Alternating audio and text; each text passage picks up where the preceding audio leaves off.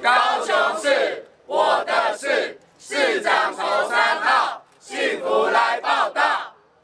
包括韩市长，包括其他14个县市的首长啊，像昨天金门县的县长已经有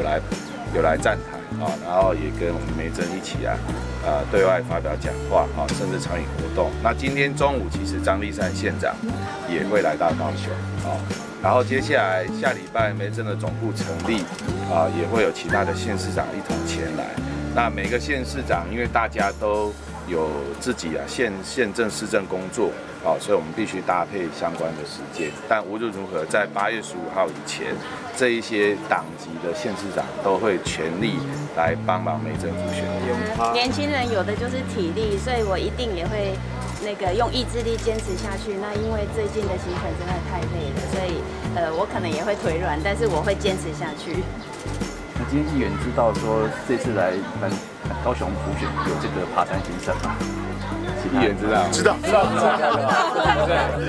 我们大家都练好腿力了啦。我昨天已经带他们去瑞丰夜市也喂饱了，今天就要来消耗一下。不用怀疑国民党的脚力也不用怀疑我们的腿力更不用怀疑我们的意志力。没有了，我们一定用卡，一定会背卡。我们还知道这里的猴子很有名，对，他们可以跟猴子一起赛跑。就是上广播节目嘛，他最后的一个结尾是说，他这次会出来选，是因为就是要证明台湾不是一言堂，高雄不是绿到处之。会不会觉得这样的一个，因为高雄人并不是没有给过他们机会，他这样讲会不会觉得太那个？我想，高雄当然不是一言堂而且是百花齐放自由奔放的城市充满了活力所以李议员讲这句话我是非常遗憾假如他说不是一言堂，那怎么会大港开唱？他要做内容的实质审查，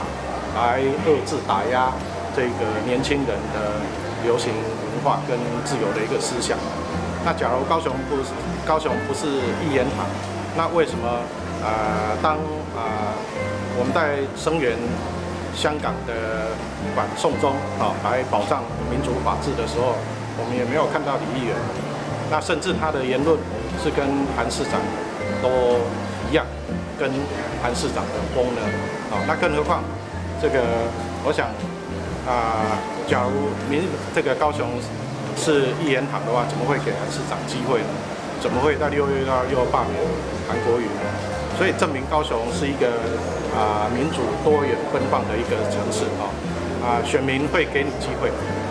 那做不好，选民也会用选票来结束，或者是用选票来罢免你这个就是民主可贵的一个地方所以人民实在是好 K 那李议员应该要知道说过去在6月6号投票代表的一个意义那假如又跟着这个韩市长的政策或者是主张那我想